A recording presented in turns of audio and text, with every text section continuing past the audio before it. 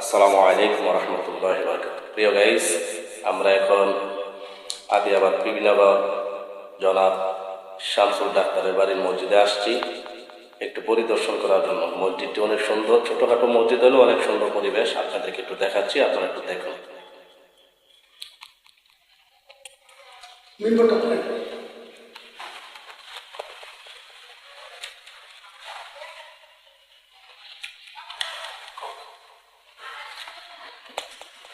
যিনাকে দেখতেছেন উনি কিন্তু বর্তমানে এখানে বসেছে, কিন্তু উনি কিন্তু এই মসজিদের ইমাম না, ঠিক আছে?